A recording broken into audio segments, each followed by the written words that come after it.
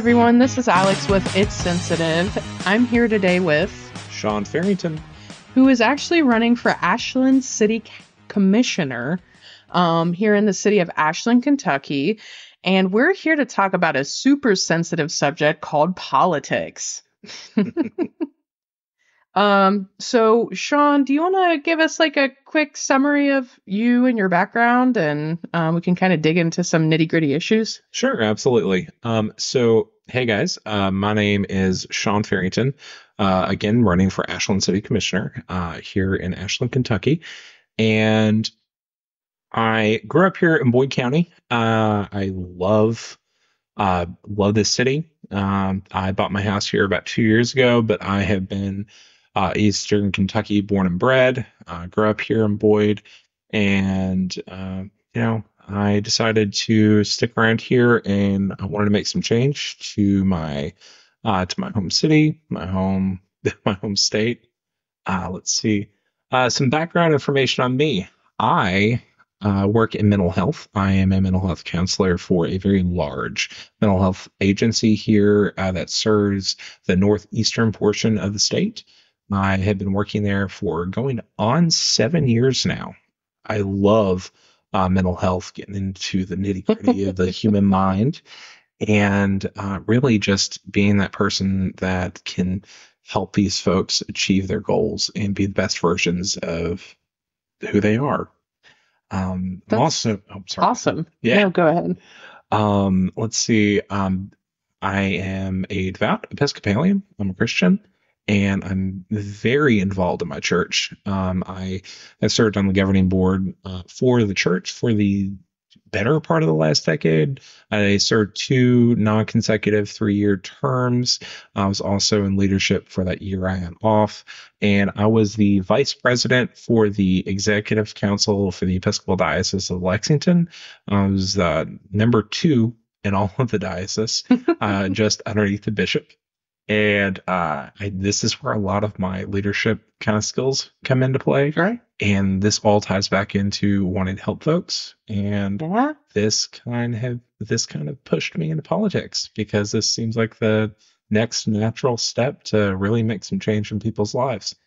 I was about to say, religion can be very difficult to navigate at times, especially in today's day and age, and it's even more so in leadership roles, right? Mm-hmm. So I was going to say, ironically, I feel like it's setting you up for politics ultimately. Whether we consider that fortunate or unfortunate that religion and politics cross so much, but they're both very polarized issues. Absolutely. That is true. I am called by my faith to serve others, to treat people as I would treat them, the golden rule. And it's not just one party that gets to use Jesus. The other party can as well. And now I am running nonpartisan, so I'll say that. But in my personal views, I'm very liberal. I'm definitely on the progressive side of things, and that's all good. But again, not running as a Democrat or Republican, but my political ideology is definitely more left. And that's okay. Absolutely. But being in rural Appalachia, excuse me, sorry, I'm going to cough a lot. That's going to happen. Don't know why. It's allergy season. So. Part of it's you just got done door knocking, right? So yeah, you did like a marathon outside and came in here to record a podcast. So yeah, the last 2 hours I've been walking all over Ashland with my team of folks, talking to folks, and get my name out there, trying to get people to say yes, I'm going to vote for Sean. So it's been a good afternoon.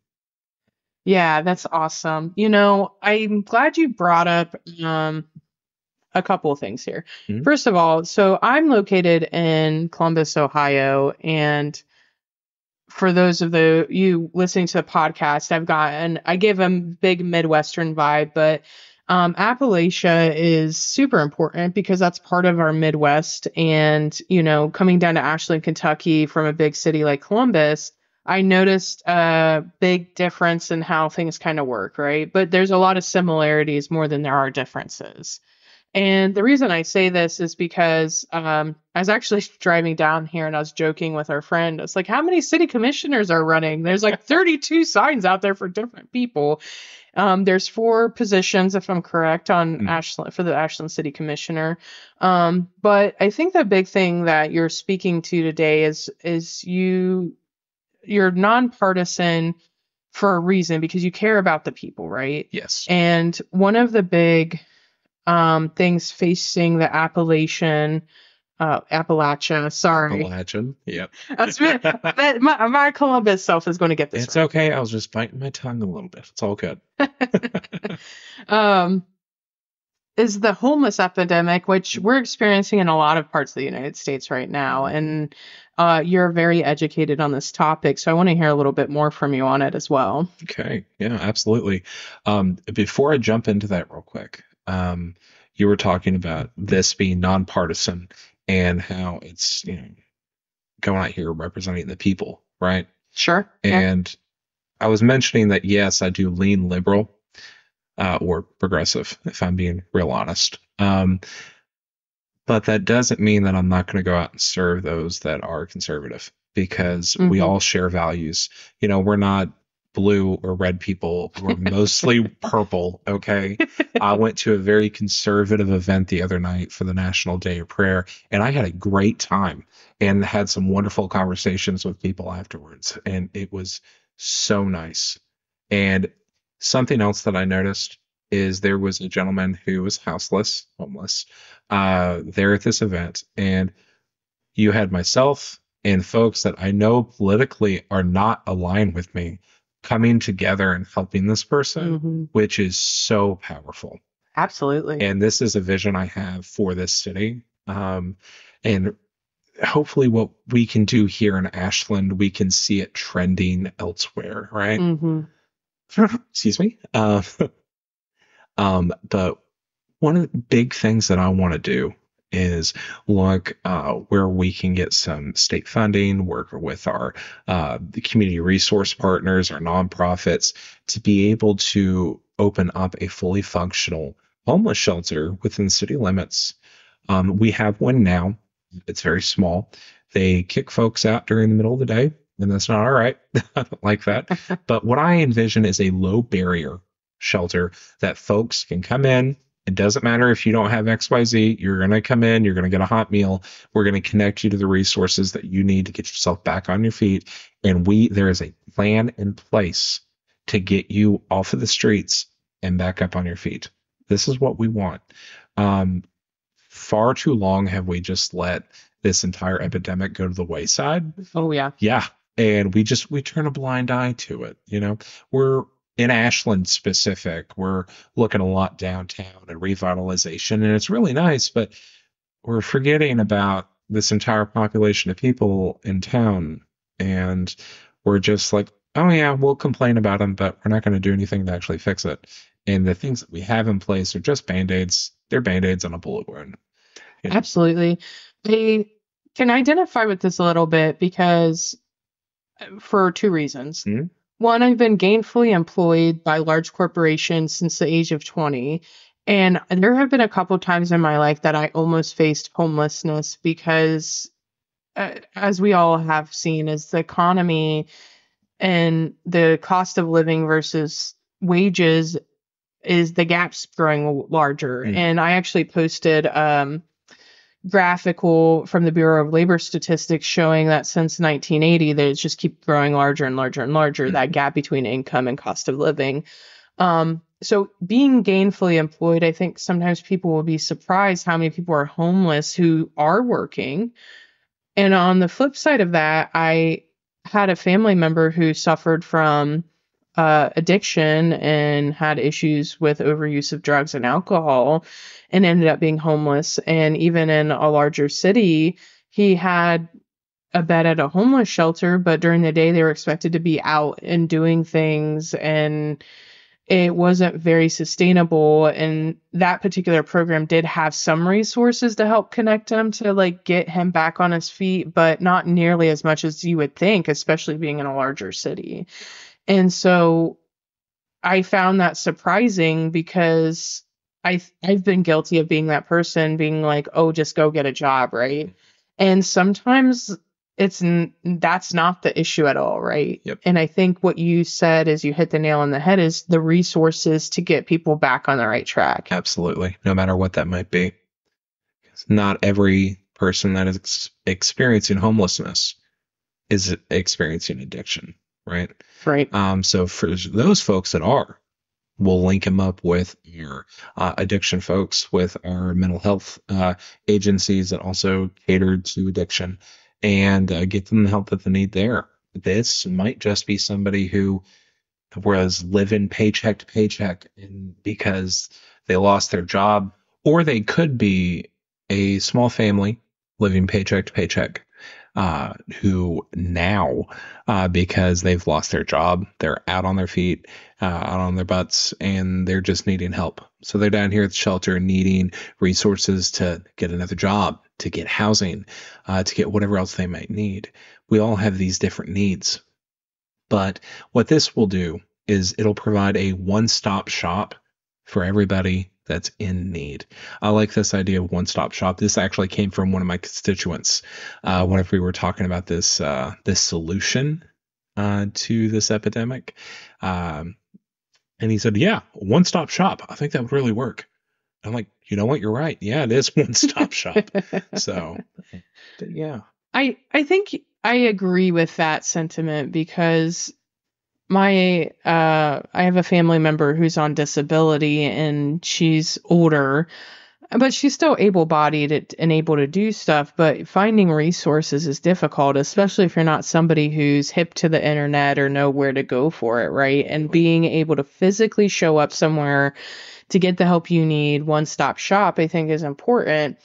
And you mentioned housing, and I think that's a really big issue right now because Columbus is still considered an affordable market compared to places like Denver and Los Angeles. But we're an up-and-coming city with large companies like Intel coming in, and especially post-pandemic, like housing is ridiculous. Like it's 3 times what it was prior to 2020, and I can sure as heck tell you my wages aren't 3 times what they were pre-pandemic. I hear that. So I think we're going to continue to see issues with housing in all kinds of markets. Ashland's a smaller city, so you may not be seeing the same insane prices as Columbus, but I'm sure it's still escalating like it is everywhere else. The houses that are for sale, I can definitely tell you that the prices have increased over the last however many years, definitely since COVID. And I know that's been a national trend too. So we're seeing it here, even in our smaller populated areas. But you're talking with fair housing. One of the biggest things that we're looking at here is like rentals, right? Sure. This huge demographic here in town. I believe 40 some odd % of folks in Ashland are renters. I might be off with that. I'm pulling that out of thin air right here. But there's a nice chunk of people in the city that are renting. And there is no centralized way to go and see who's a landlord in the city. We did have an ordinance passed where they were supposed to be on this registry, but that was recently taken up and repealed because some landlords got mad at what me and an organization I'm affiliated with, the Kentucky People's Union, are fighting for, which is tenants' rights. Right. And we want this registry passed. That way we can start holding these landlords accountable. And we're not talking about the good landlord that's, if there's something wrong with your kitchen sink, they're going to come in and fix it. We're talking about those that are blatantly ignoring leases. Yes, slumlords. One of the phrases I really like is absentee landlord. Yes. Yes, the one that doesn't live in the state or in the city. There is an apartment building here in the city. I will not name which one, but the owners live in West Virginia, about an hour or two away from here. And going through some of these apartments, the ceilings are literally caving in on top of the residents. NBC came down and did a tiny little segment on what we were doing with the Kentucky People's Union. And you see the state of some of these rental properties. Mm-mm. But we have nothing in place to protect these tenants. So they could go and they could complain to the city, but we don't have URALTA, which is the Uniform Residential Landlord and Tenants Act. I believe that's it. It's a mouthful. But in essence, it's a tenants' bill of rights. Yeah. And with that comes the anti-retaliation stuff. There's nothing on the books for that now. So they can go and do that. And landlord says, oh, well, we no longer want you in our property. And they don't have to give a reason. And they're gone. And that's not okay. No. These people are living in these terrible conditions, and we have nothing there to hold these slumlords accountable. And that's not okay. Absolutely. I can speak from the renter perspective because I've been renting for the last 15 years. Yeah. And I've been at a lot of different apartments, living with people kind of situations. Currently, I'm renting a house with a roommate. Thankfully, we found a private landlord that lives locally, owns 4 properties, and it's not a mega corporation. But even in the larger city, we have the same issue because we have landlords that live in freaking California. They don't have any vested interest. They're an investor. They don't really care. Yeah. And it's frustrating from a tenant's perspective because I read through the lease, unlike some people, and there's so much expected of the tenant. And to your point, you can get kicked out at any time. Yep. But there's not anything that protects you as a tenant that you're paying X many dollars a month, and they're not providing these basic services. And then it messes with your credit because you get evicted. And in this case, like if it's a slumlord situation, truly, like where you shouldn't have to be paying for something that's not livable, but you are anyway, and there's no protection there, right? Yeah, no protection. But yeah, you're absolutely right. And it's the folks like in your situation where we want to make sure that you have everything that you can. I was blessed with my last rental that I was renting. I'm a homeowner now. But before then I was a renter, and my last landlord, I tell you what, I'd recommend him to anybody. Local guy, owns just a couple places like you were talking about with your person, and he took care of his property. Absolutely. And those are the people I want to fight for. And because they're the ones whose names are getting tarnished, being a landlord, because you have these slumlords out here not taking care of their places. And they're probably, some of them I know, at least in the larger cities, are using shell corporations. Yeah. So you don't need to find their actual name. You have to dig. Yes, which is why we need a registry. Now, something that I go a little bit deeper with that registry is having this open to the public is another way too for folks that are coming in new to this area, because we have some new industry here, but that's another topic. But if folks are relocating to Ashland, Kentucky, it is so hard to find a rental property. Oh, yeah. You got to know somebody, or you got to just stalk Facebook Marketplace, because that's your best bet right now. There's hardly anything on apartments.com, anything like that. But if we can get some sort of like just centralized location for this stuff, the property's available, we have the landlord there, we know what's up, we know what's open, it's going to make it so much easier for folks relocating here and folks that are already living here that need a new housing.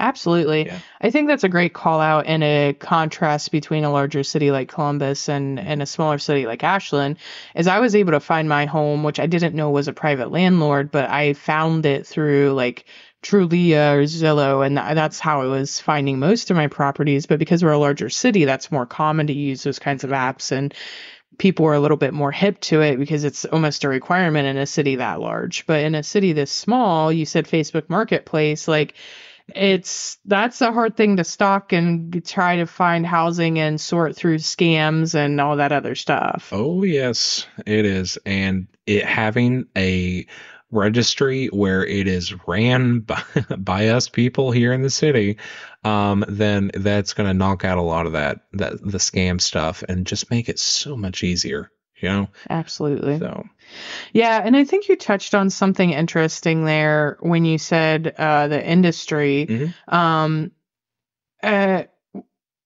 don't even know how to start with this. So Columbus, I'm very fortunate, has a ton of different industries coming, and they're actually, I've heard or seen articles where they're calling Columbus like Silicon Heartland. They expect Columbus to be this huge, like, central technology hub because we have so many research, like we have research universities like Ohio State. We have like Battelle that does research. So Ohio's been a hub for certain things for a long time, but Amazon has been bringing their servers in, and then Intel's coming in to do chip building, and we already have like L Brands headquartered there and Wendy's. And so I never looked at Columbus in that light, right? We have all these mega corporations there and just building up. So I've grown with Columbus, but there's areas that aren't that fortunate where I can stay in Columbus and I almost have job security because there's so many things there to be had. Whereas with rural Appalachia, said it right that time, that's not the case. You know, I think we see a lot of industries leaving and it makes it difficult. And I think that definitely, to your point, you want people to relocate, but the question might be, what is there to offer? Yes. Well, luckily for us, we're in a pretty good place. So what we can offer is, well, let me give a little bit of a history lesson before I run into that. Okay. So, being in Appalachia, Eastern Kentucky primarily, our biggest industry has always been coal. So the further south you go, the more it's coal centered. Ashland, we had some strip mining up here, but that wasn't our big thing. Our big thing was steel. So the coal will be brought in, and we had a big steel plant here. And then we also, Ashland Oil was located here until they moved to Cincinnati. And then they got bought up by Marathon Petroleum, and that was the whole thing. We had good industry. And then the industry left. And this left our city on its own and kind of crumbling down. And you had the good old boy system with same old politicians in office that really, anytime that they started talking about the future of Ashland, it was always turning around and looking back to the golden years. And how are we going to bring back Ashland Oil or Armco or any of these other industries? And finally, some of that started to die out because we've seen a big change in Ashland. You come across that bridge, it's create with us, and we're revitalizing everything, and we're turning more artsy, and it's nice. And artsy isn't for everybody, and that's all right. But the idea here is we're making an oasis in the foothills of the Appalachian Mountains for industries to want to relocate here. Because let's face it, any of these industries that are looking for land to go and build their new mill or whatever they're wanting to do, they're not looking to relocate and have their upper management, their CEO, or any of their employees in their building to want to live in a place where there ain't nothing to do. Okay? Right. You know, they're not going to move them to a place that's literally dying, which 10 years ago Ashland looked like it was. You know, this is a different place now with concerts and art venues and all these fun things going on. And this is a good place to be. And even venturing outside of bringing in an enticing new industry to Ashland, this is a place where we're living in the 21st century, you know, post-COVID, where lots of folks are working from home. Yeah. And we have got cheaper homes that you can buy. You know, we could have nice rentals if we can get that thing fixed. But, you know, relocating here, this is a beautiful part of the country with a low cost of living. Yeah. And you could live like a king here, making, if you're making the same type of salary you would in, say, I don't know, San Francisco, right? Doing something tech, or even Columbus with your all's new tech going on up there, but living somewhere a little bit cheaper and doing it from home, and you're going to live like a king or a queen. And that's awesome. Oh, yeah. So this is a new way of going forward, and it's just getting people to come around to that.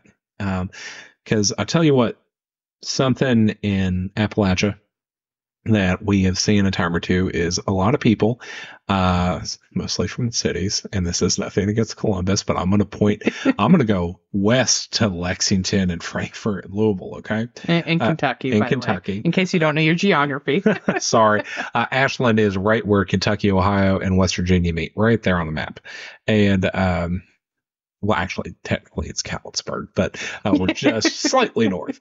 But anywho, but you have all these people that say, oh, we're going to come in and we're going to do all these things for Appalachia and we're going to make sure y'all are taken care of, right? You have those people, even former presidents who want to come down and say, we're going to save coal. Nobody ever saves coal because the folks that own the coal mining, the coal mines and such know it's cheaper to outsource from China and these other places. You know, they're not coming back. Yeah. And it's sad because people are clinging to this and they're clinging to these outsiders coming in and telling us that they're coming in and save the day, but they're not. And, you know, our former governor had talked to a buddy of his. They were going to build a big aluminum mill here, and I'm not going to speak ill of these people because I don't want to get slapped with slander. But that fell through, and we didn't get that big aluminum mill and plant, and all those jobs gone that we could have had. We were looking at this as a saving grace. Industry's finally coming back to Ashland, and it's gone. Yeah. You know, and I think the important thing with what you're saying, right, is I know when I go to look for a job as like a person in the workforce, I'm not thinking why those companies are here, how they got here, why they're staying. Like I said, I didn't have a say in the Columbus growing. We've been very fortunate that our governors for the state of Ohio and our mayor, and even though historically the city of Columbus has been Democratic and our governor's been Republican for the last several years, like I would say I'm liberal leaning as well, but also, you know, there's some conservative things. I voted for Kasich, and he's considered, you know, right leaning, and I don't agree with all of his policies, but he is very bipartisan, and that's why I liked him as a governor. And when he ran for the presidency against Trump, I had voted for him because I like that he is bipartisan. And the reason we're talking about this publicly on a podcast is not to polarize stuff, but because having these conversations and normalizing it is important. Mm-hmm. And it affects us all, right? Because you're talking about housing and bringing companies in and industry, and that doesn't just happen on accident. Companies don't just accidentally show up in Columbus or Ashland and be like, oh, we'll just hang out here. It's because politicians are out there and I'm going to say in a good world, not a perfect world because there's no such thing, but in a good world are out there advocating for your city to bring in companies that are going to help boost the economy, provide jobs for the workforce. You know, something I was thinking about is not even just the work from home aspect, but even if a company would come in and physically be present here, they might have an easier time filling jobs than in a big city in Columbus where there's a lot of competition. Absolutely. And so I think this is where the politics and talking about politics is important because both I'm a voter and a person in the workforce, it's important to me. I'm only 33 that there's still a job for me 20 years down the line where I choose to live. And, you know, right now that's Columbus. But, you know, for the city of Ashland, you know, there are people who love this place, or you want to bring in people who maybe want to break from the big city, especially as things are expanding and you're in such that critical tri-state area. You know, it's interesting hearing the coal perspective because I used to work for an electric car manufacturer, and a lot of the people who bought those cars were coal advocates because it's technically cleaner than like gasoline. And I didn't know that until I talked to them. And now I work for a manufacturing company that makes steel parts, and they're still local to the US. But a big fear is I think it's Japanese company wanted to buy out one of the largest manufacturers of steel in the U.S. called U.S. Steel. Mm-hmm. And you're taking all of this and outsourcing, and it's not just applicable to Ashland. I'm hearing this in Columbus, right?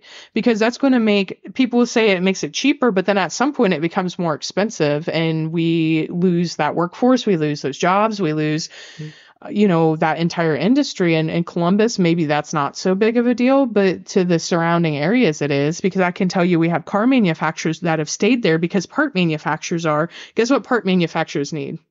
Steel. But, the same thing happens to Ashland, right? You have one industry go and it impacts other industries. So bringing in any industry is important, right? Yes.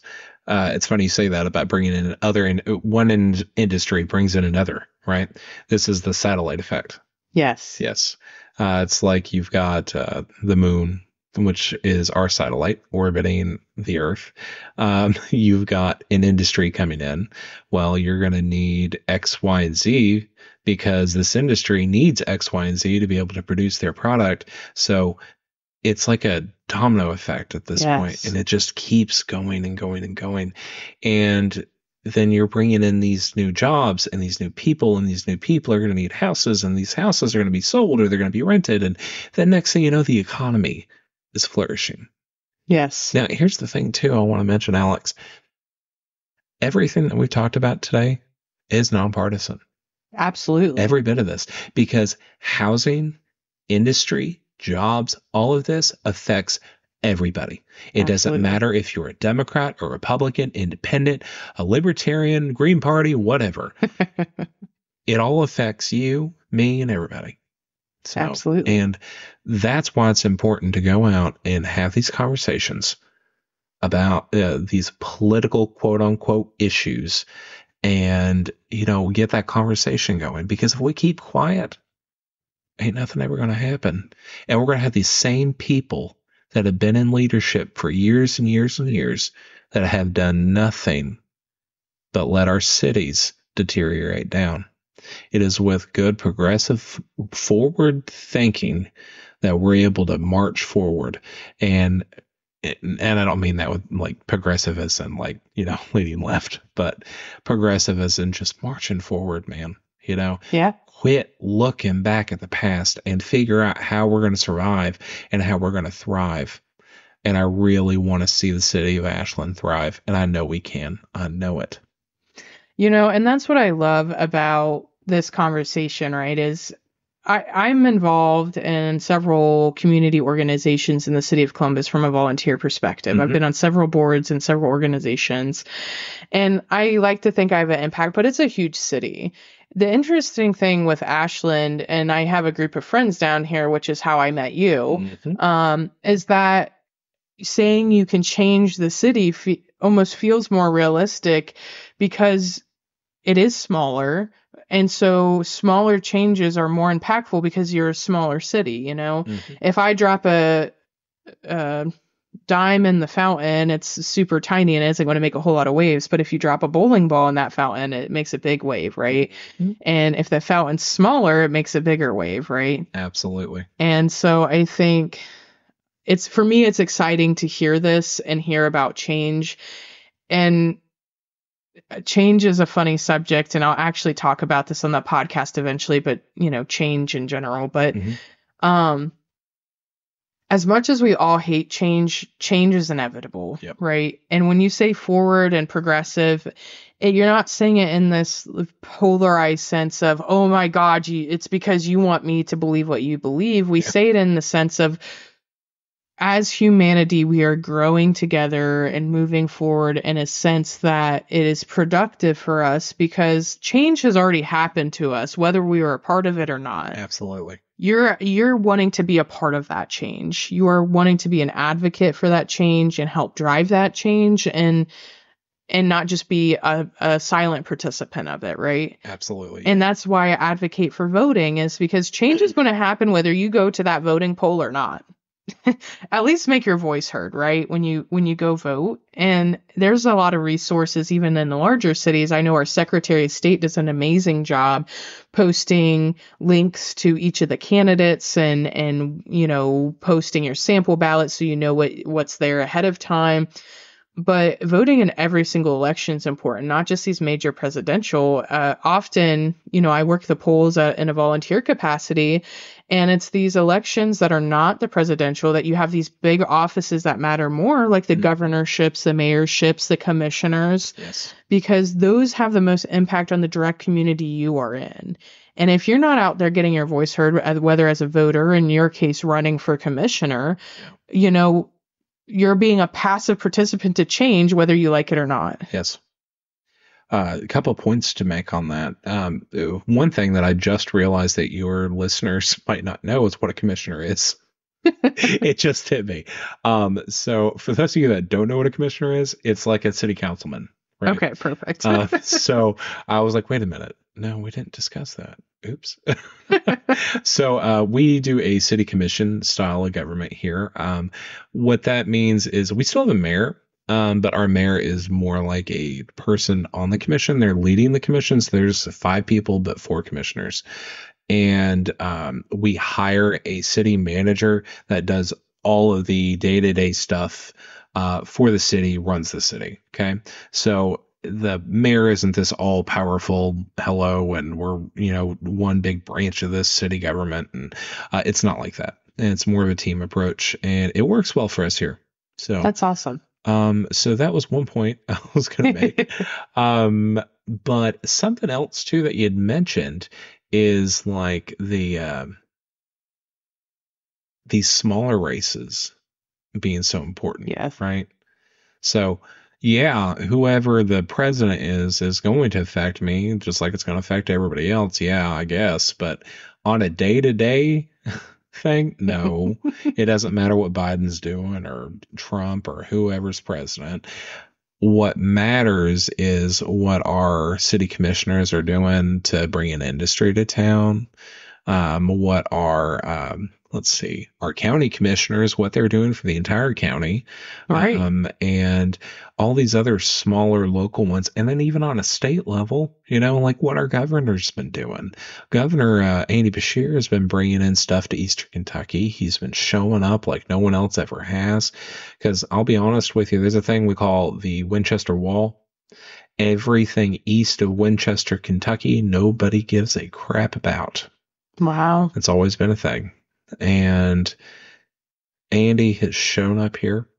He is, especially when we had the flooding down in southeastern Kentucky. Yeah. And made sure that funding got sent down there to help rebuild. And he was there for the folks. And I don't know. I'm real grateful for the leadership we've had the last 4 years. And so is Boyd County, because we voted for him again. And I will say that. But anywho, but yes, so it's these types of elections that are important because it's literally affecting us, and people want to just write them off because it's not the big, sexy, national presidential election. Ooh, la la. But I'd say it's even more important to focus on these local elections because it's our local communities that's at stake here. It's our own state that's at stake here. And that's why it's important. Absolutely. Yeah. I think that's a good call to acknowledge that you've seen your politicians out and about and that you appreciate that, because I feel like politicians, as much as we love to hate them, me being one of them, do good things at times. And it's easy to have a black and white mentality in the sense of it's all good or all bad, good and evil. And I've never met anybody in my entire life who is all one or the other. Absolutely. And so when we villainize people or put them on a pedestal in this heroic standpoint that they can do no wrong, I think that's where we get this polarization with our politics, right? Is we hear these messages, the other side is all bad, the other side is all good, the whatever. And then we miss that noise creates that like environment where we miss what's actually going on, Oh yeah, we miss the forest for the trees. Yeah. Yeah. Yeah. And I think that's why it's important to normalize conversations around politics and have these conversations again. I don't need to argue with you about who's president and these weird polarizations and who's the evil doer, like, because that's not real life. It's real life, but it's not. Algorithms on the internet is convincing us it is. Yeah. The real stuff is what you and I just talked about. Absolutely. And that's what's affecting us, and one of the things that I've always admired about you is that you're engaged in religion and you're working in politics, but you're also openly gay. And the reason I bring this up is we're in May, we're approaching Pride Month, so you may sense some themes. But being a part of the community is difficult, but I think this is a good example of everything you've heard up until right now on this podcast you love about Sean, why does it matter if he's gay or not? And I think people love to say, well, if you're gay, you're not religious. And that's the exact opposite with you. And that's something that you're, is it diocese? Diocese. Yeah.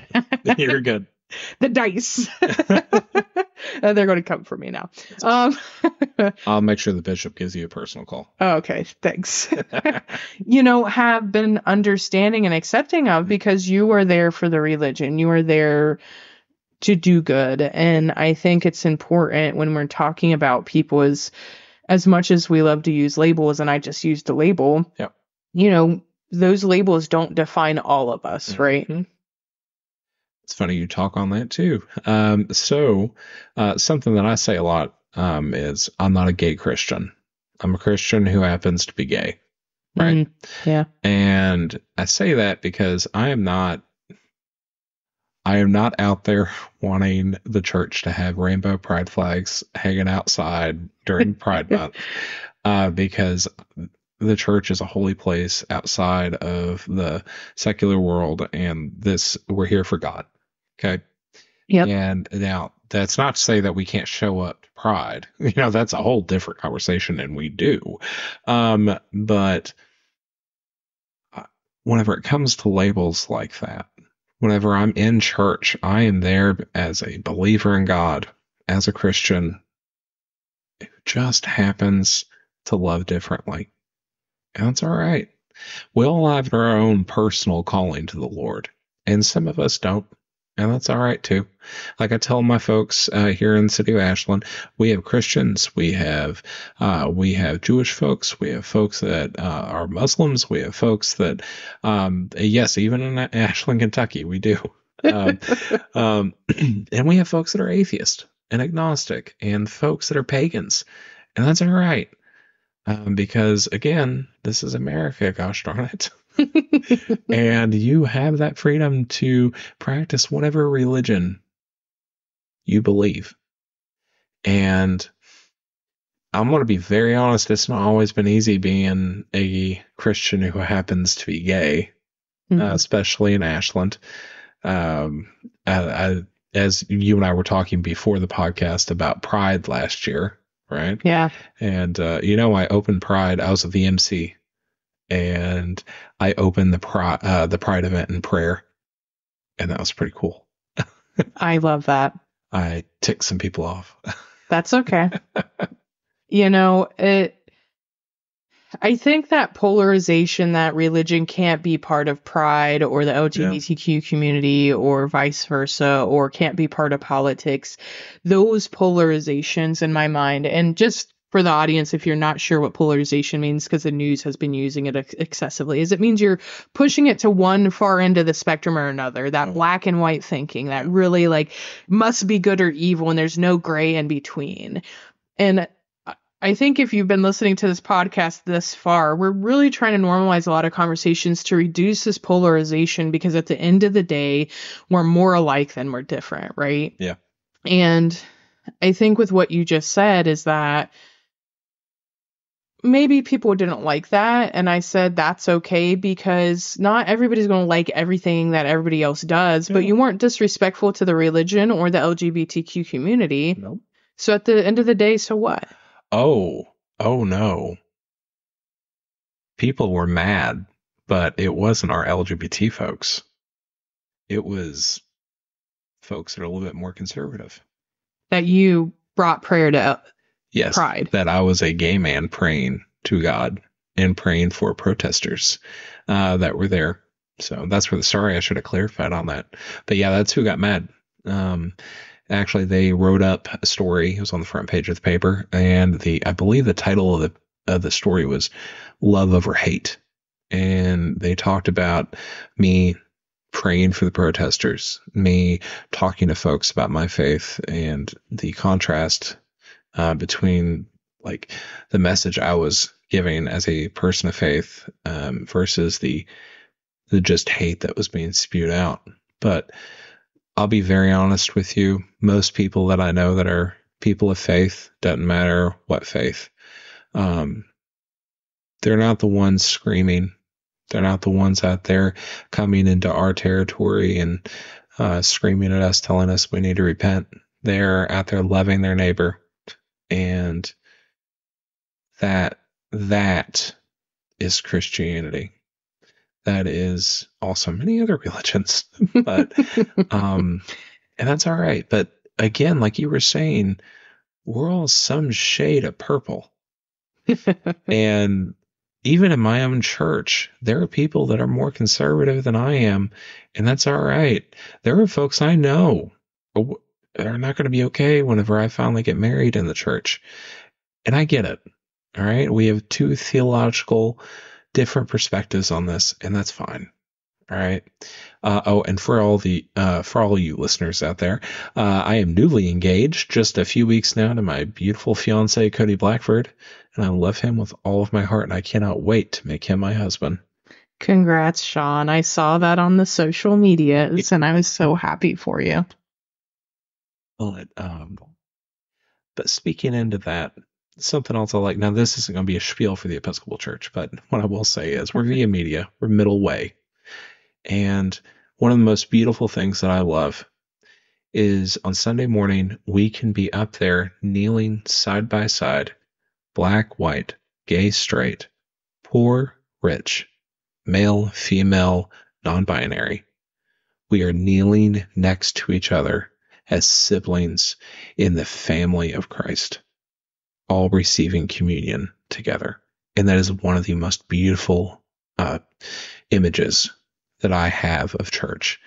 And all the progressive liberal versus conservative ideology just goes out the window at that point. And I love that because we're all together, because we're all part of the same human family.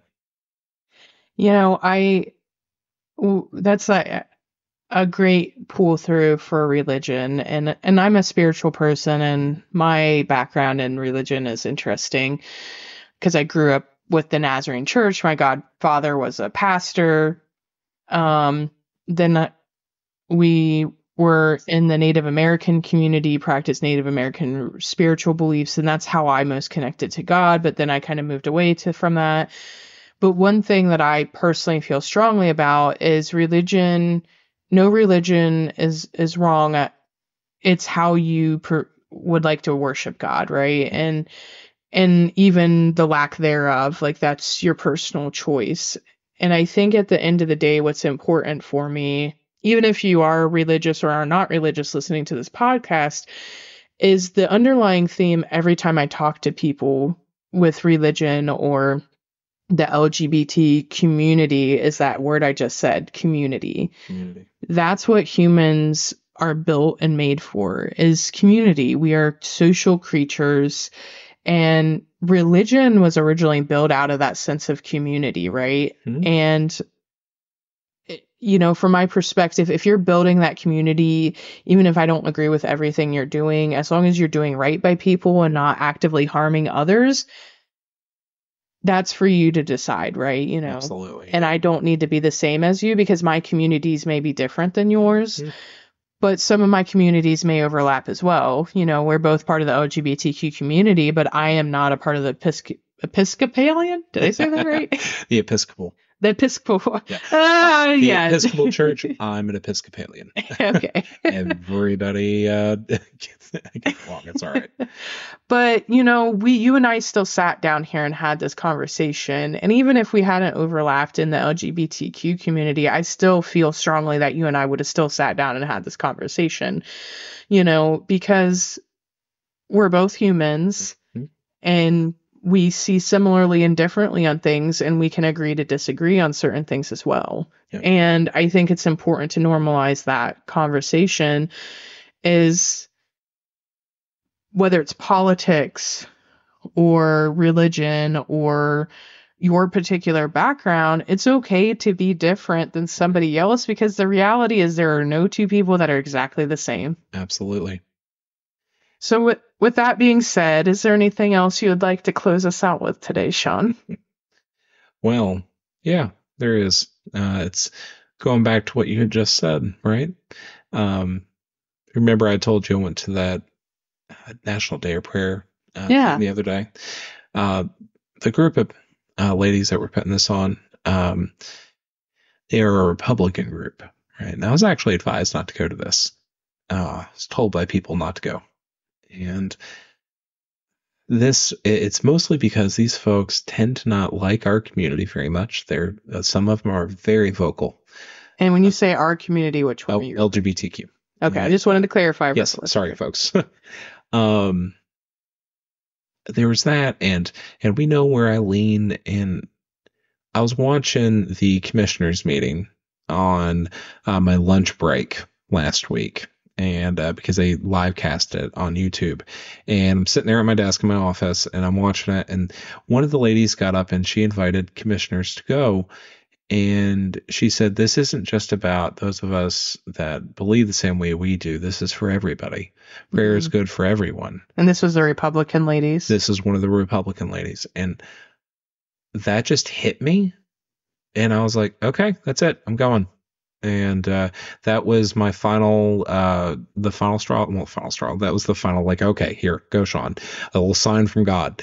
And I stuck around after the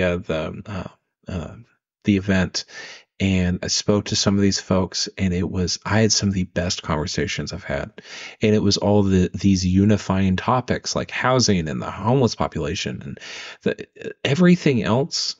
Like the things that separate us, the being gay, any of that, it's like arguing about the arrangement of the deck furniture on the Titanic. None of that matters, okay? Because we're talking about the things that actually matter, that are going to affect both of us as people here living in Ashland. And that was so nice and refreshing. And I'll tell you something; those ladies were really welcoming of me whenever I was there. So with that, I'm going to end with politics doesn't have to be as ugly as we see it on the national news and on TikTok and Facebook. Politics is us as people getting together and doing the right thing, working together, even with different ideas, to make sure that we are all thriving and living our best lives. And no one is being left behind. I love that, Sean. Thank you. Thank you. And I will not ruin it with any other horrible, weird jokes. So with that, I would thank everybody for listening to episode 5 of It's Sensitive. Again, we were here today with Sean Farrington, running for Ashland City Commissioner. And I will see you guys on the flip side. We have a few more episodes coming out here quickly, so I'm excited to share those as well. Go out there and normalize it, everyone.